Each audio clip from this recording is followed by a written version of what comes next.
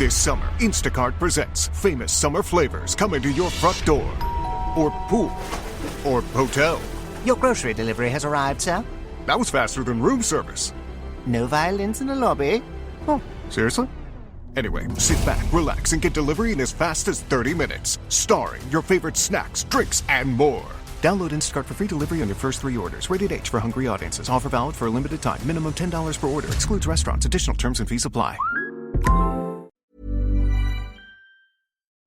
We acknowledge the traditional owners of country throughout Australia and recognise their continuing connection to land, waters and culture. We pay our respects to their elders past, present and emerging.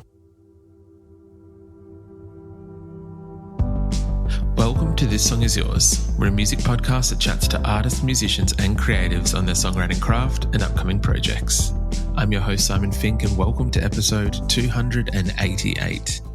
UK songstress Sophie May joins us on the pod today. She's an incredible songwriter whose lyrics are achingly honest, and she pairs them with sonics and melodies that are so intimate and close to fragile that you think that they might break. Now, before we get into our conversation with Sophie, please make sure you subscribe to this podcast to stay up to date on all new episodes. If you like, you can also follow us across all of our socials.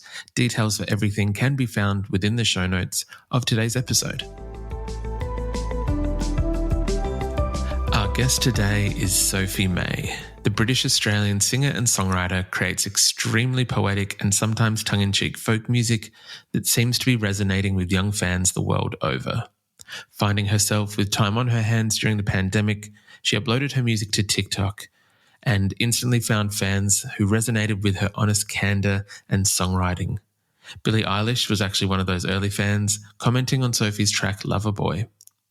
Last month, Sophie released a brand new EP titled Worst Thoughts in the World, and it's another stunning collection of songs. In today's episode, we're talking to Sophie May about where she began songwriting and the honesty within her lyrics.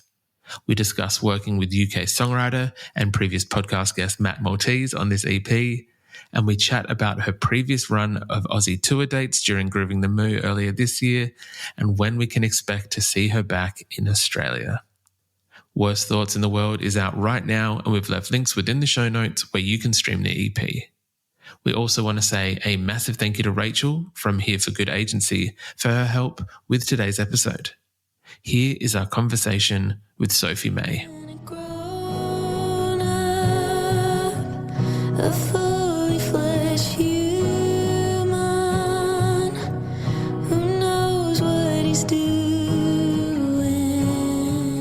Please welcome to This Song Is Yours, Sophie May. Sophie, hello. How are you doing? Hello, I'm really good. I just woke up, so I'm feeling very fresh right now, ready to start talking. I know that it is bright and early in the morning for you, so I very much appreciate it. You are in the UK at the moment. What's it like at the moment now that we're in September?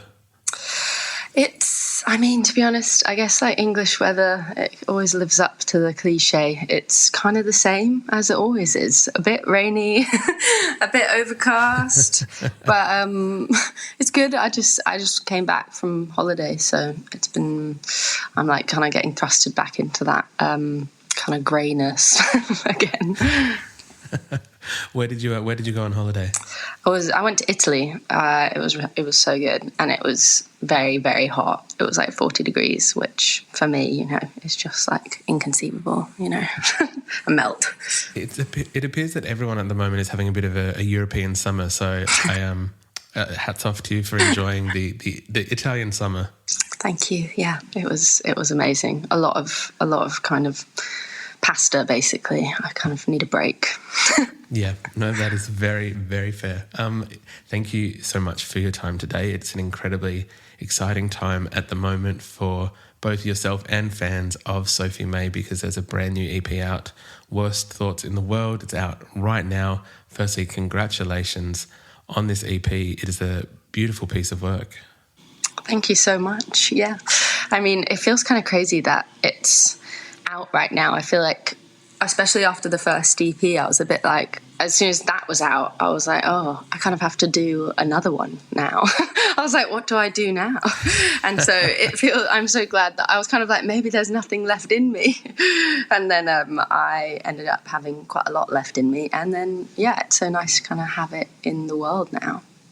One thing that I absolutely loved about this EP, we were recommended, yourself in this EP, we get a lot of artists come through, and one thing that I do love, and anyone who listens to this podcast is aware of, is that we're very big fans of very honest songwriting, particularly from female singer-songwriters.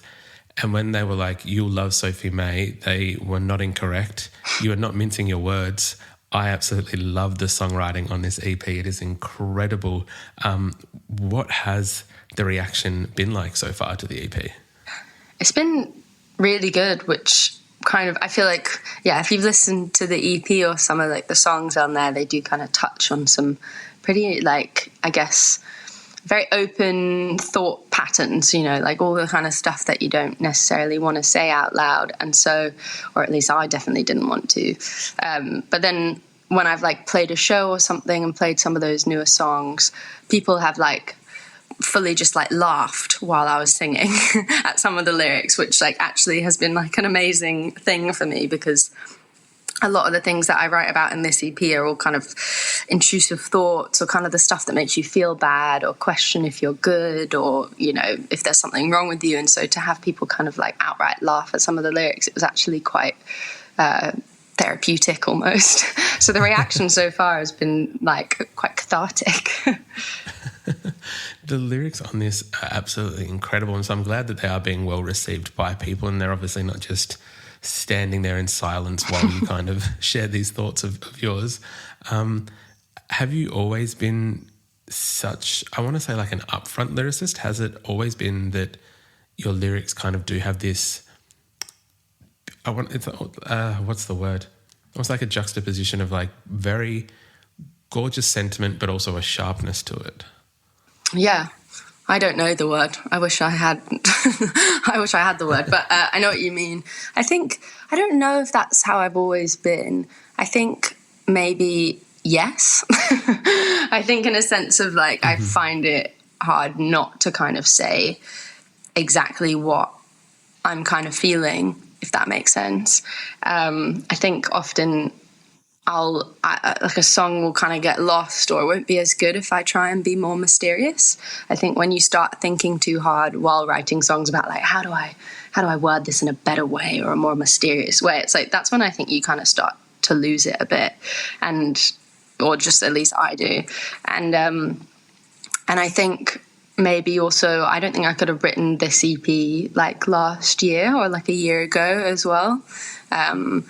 I think like after songwriting quite intensely for like 2 years, I reckon I've just got better at being able to say what I want to say. So it almost feels like it's like that EP kind of could have only have happened kind of now, if that makes sense. 100%. I would love to know, I guess, your introduction to songwriting. I know you said that it's been like an evolution of your songwriting and where it's going to in the future, but where was, I guess, that first initial introduction to songwriting? I think because I kind of came from a world, I went to music quite late, like started playing guitar at like 19, which is kind of late, but I was always really embarrassingly into slam poetry from like 15, or like 13. I think my brother came home from university one day and was like, oh, we got showed this slam poem, and my little 13-year-old brain like exploded. But I think that maybe was my first into like lyricism in a way, because I feel like slam poetry has that kind of medium of rhythm and kind of text, so it's like somewhere in between. But I think I wrote my first really bad song at like 17 on the piano, and that was just the beginning of a long time of trying to get better, I think. And I was definitely not a natural talent at first. It just took me ages of practicing. Was there any attempt at slam poetry? Is there maybe a notebook somewhere hidden with certain songs? There's so many. And there used to be YouTube videos, but I've made them all private because I was like, I can't do this and be taken seriously if those exist. So they're hidden. That's very fair. But I imagine in defense of slam poetry, I imagine that there's an element of the art of that where I feel like sometimes like classic or traditional songwriting has you feeling like there are certain cadences or chord progressions that you have to hit and certain rhymes that you might have to have. And I feel like slam poetry helps break down any form of traditional, in air quotes, kind of songwriting that gives you a bit more freedom in that sense. Yeah, that's true. I think like when I first started going into sessions as well, I had like zero like form, or like when I started writing with other people, basically I had no structure and no real idea of like how to put a song together. But I do think from coming from slam poetry, there was a lot of vocabulary, and I think it taught me a lot about kind of, I guess, how to say something really truthful, but maybe not in the most obvious way, or like just it kind of keeps your brain active. And I still love my slam poetry roots, even if I am a bit embarrassed. But it definitely taught me a lot. No, firstly, nothing to be embarrassed about, and I love that. I think it's a very cool way to kind of come into music. A lot of people find their own way through different avenues, and I love that slam poetry was obviously what allowed you to get where you are today, and especially with this EP. I was wondering if you might allow me to be a little bit self-indulgent and ask about my favourite track on the EP. Mm-hmm. Sure. I was especially taken with Killing You in My Sleep. Just such vivid imagery for this song. Absolutely loved it. I was wondering if you would just share, I guess, the inspiration or how you came to building this song and writing some of the lyrics for this song. Yeah, I mean, that one, it came really easily, I think, because I don't know, I think there's something which maybe everyone at some point has, that panic of, oh my God, like I love this person a lot. It would really suck if they died. And I think there's that element, and then mixed in with, intrusive thoughts or things that you're not allowed to think, and worrying that you might think something into fruition, which is like quite a, I guess, intrusive thought mindset, which isn't helpful. But I started basically panicking about all the ways this person that I loved would die, and by doing so, I ended up having lots of really vivid dreams that matched it. And I was just like, oh my God, like I'm worried then if he does die, then it's like I've almost wished it, which like doesn't make sense, but you have to bear with me. But then I kind of one day went into this session, and I was like, I feel like I just need to, even if it's super graphic, I'll just put it down first and then we can just edit it. But then I ended up just like not editing it and keeping it super graphic. I think that's where the power lies in that song, though, is the sheer like bold imagery that it kind of builds and presents is something that I think works to the song's strength. It's a gorgeous track. I know that you also worked with the lovely Mr. Matt Maltese for this EP, who we've previously had on this podcast. How did that collaboration come about? I think that was for the title track of the EP. Yeah, it was with Worst Thoughts in the World. I worked with Matt for the first time like last year, and we just like clicked really well when it came to writing together.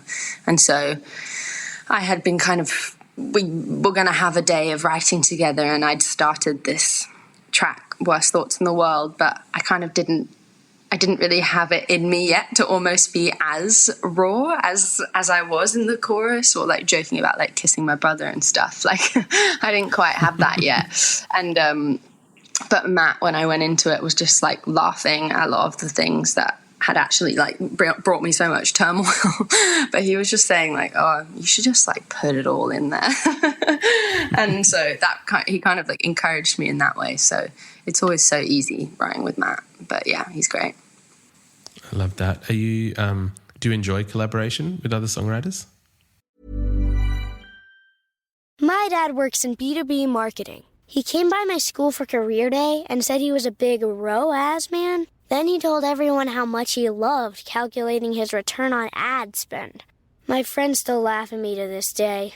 Not everyone gets B2B, but with LinkedIn, you'll be able to reach people who do. Get a $100 credit on your next ad campaign. Go to linkedin.com/results to claim your credit. That's linkedin.com/results. Terms and conditions apply. LinkedIn, the place to be, to be. This summer, Instacart presents famous summer flavors coming to your front door. Or pool. Or hotel. Your grocery delivery has arrived, sir. That was faster than room service. No violins in the lobby. Oh, seriously? Anyway, sit back, relax, and get delivery in as fast as 30 minutes. Starring your favorite snacks, drinks, and more.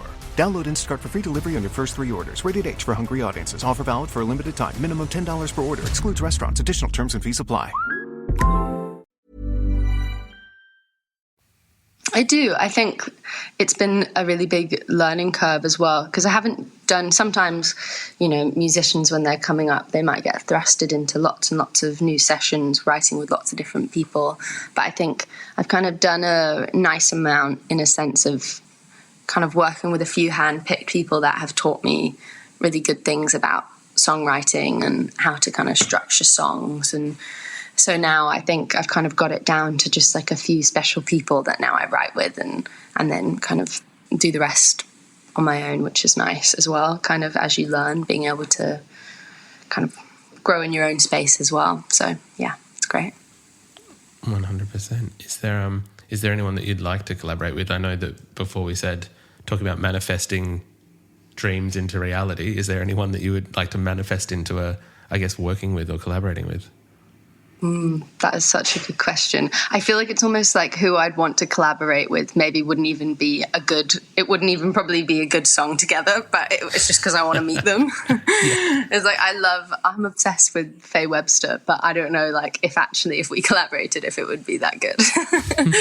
I feel like they're so like, Faye is just in her own world as well. I'd be like, let me on please.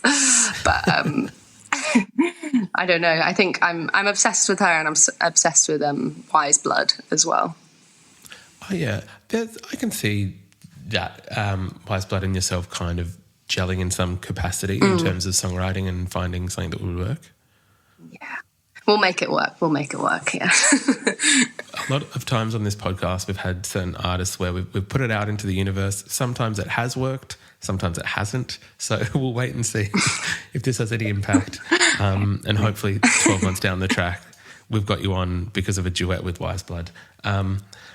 Amazing. Manifesting. Manifesting. Yeah.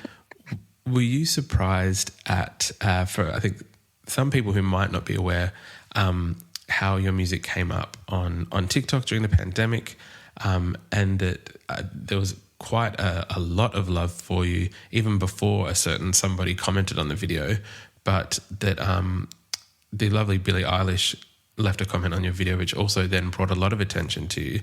Firstly, were you surprised that that first batch of songs was kind of connecting with that size of an audience and with artists like Billie? Yeah, I think I was also, because there was like nothing to do in lockdown, it was getting all of my attention, and I think I was putting a lot of effort into making these videos and kind of writing these songs because it was really fun as well. But I almost think when the first video did well, I was like, oh, thank God. Like, I'm not like, because before that, only my mum and dad had said I was kind of good. So like, who knows what if I was? And so I feel like it was like my first moment of like encouragement almost. And so I think I was so happy that it was working that I didn't even think too hard about like, do I deserve this or like any of that. I feel like I was just like, oh my God, okay, good. I can do this. Let's see if I don't have to go back to my old job. And so I was just, I was kind of just really excited. 100%. I can imagine that there is, I've never even thought of it in that sense of like the, what is it? I think sometimes blindly posting on TikTok thinking, oh, maybe this is good and maybe it's not. And even if it hasn't gone well, it might be, but now it might have broken my brain a little bit. I might now rethink how I post on TikTok. Yeah. The live show, the live aspect of this EP, I want to touch on in a second, actually. I know that you previously were with us in Australia earlier in the year for Grooving the Moo. How were those shows? And I guess, what was it like touring around the country?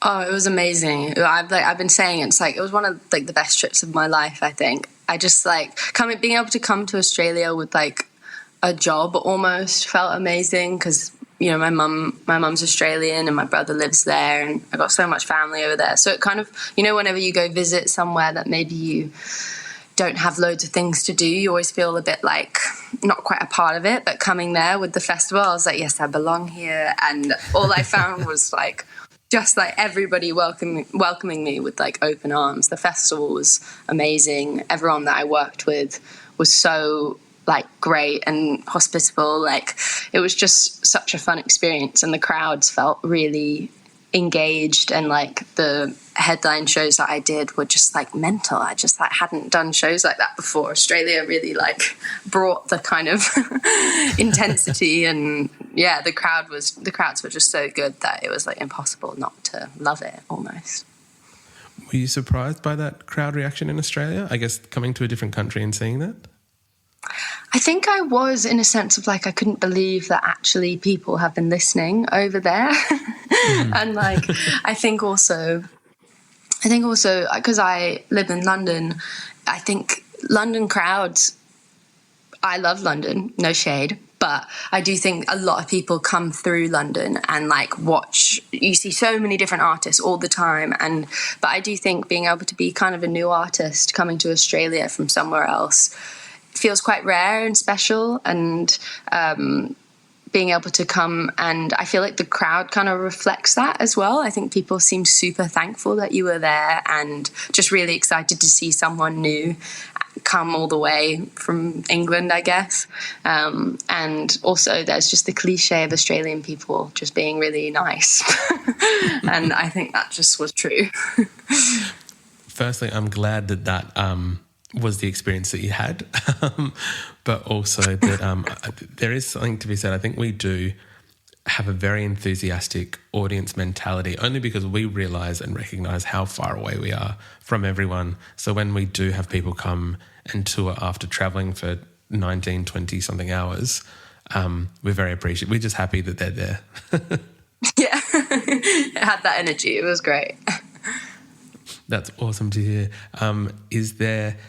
Look, I might just be, again, trying to manifest myself now. Is there any chance that we might see you back in Australia in support of the EP? I hope so. That is what I would want a lot. I'm hoping that like maybe we'll see some probably early next year if something was going to happen, or like into your guys' summer. But who knows as well. I mean, I need to be able to kind of just like force my way onto lineups basically, and yeah. So we'll see what happens. just come down and we'll find some lineups, and we'll just kind of, whoever else is there, we'll push them aside. Or just pencil my name in without anyone noticing. Easy. So Sophie, we would usually ask our guests what they're currently listening to, but in my research for today, I did find that sometimes, I think there's a little bit of press that going on that you're like, sometimes I'm not listening to anything, or that you're not constantly listening to music. Yeah. So I wanted to give you the opportunity to, it would usually be what you're currently listening to, but if you're reading something that you'd like to recommend, happy to throw that out there as well, or a movie, TV show, whatever you'd like to kind of throw out there that you're enjoying. That is really funny. Yeah, I know. I think maybe I was being too honest before. I was like, people are going to think I'm like, I don't know, like pretentious or something, be like, I don't really listen to music. But it's more just like, you know, when you do so much of something, you end up being like, I just need like a break.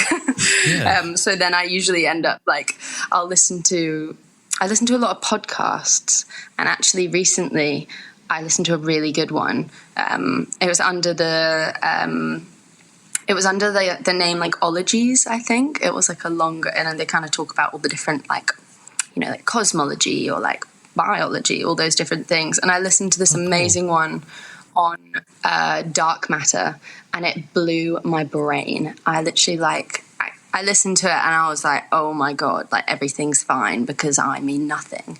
And so, yeah, it's great. If anybody wants to if somebody's stressed, I feel like it kind of makes you feel like, well, what am I even stressing about? Like, anyway, yeah, so that I highly recommend and I love it.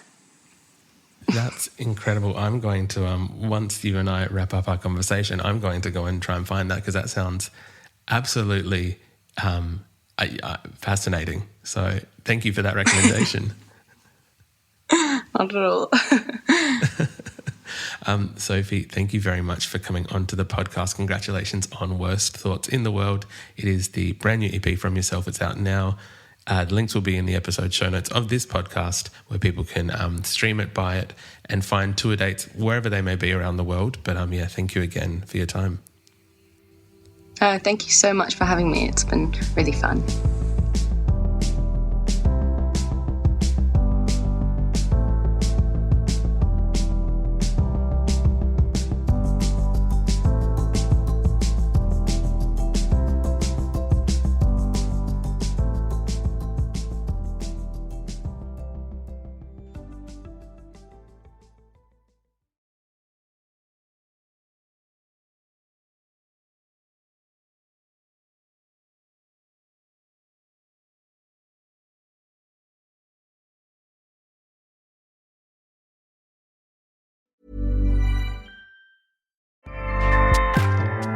Acast powers the world's best podcasts.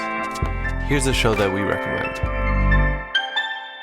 I'm Kristen. And I'm Jen from the I Mom So Hard podcast. Now listen, we don't want to brag, but yes, we are moms. We're average moms. Below average sometimes. But we're not just moms. Yeah, we don't want you to think that we're just moms. And we're not just supermodels either. We're not just pieces of meat, you That's guys. right. We're not even close. Yeah. But we are comedians and we're also best friends. We're also best-selling authors. And television writers. And we created a viral web series. With over 300 million views. Okay, What's that's up? bragging. Who's bragging? That is And we bragging, were in our actually. swimsuits. Again, not supermodels. We're also podcasters. Are we podcasting right now? Not right now, but we have been podcasting for 3 years. We're bringing laughs every Tuesday to women and moms everywhere. And one dude who's a sophomore in college, his name's Greg, whatever, he messaged us and made me feel cool. So nice. Amazing. Please listen to the I Mom So Hard podcast on Acast. Woo! Acast helps creators launch, grow, and monetize their podcasts everywhere. Acast.com.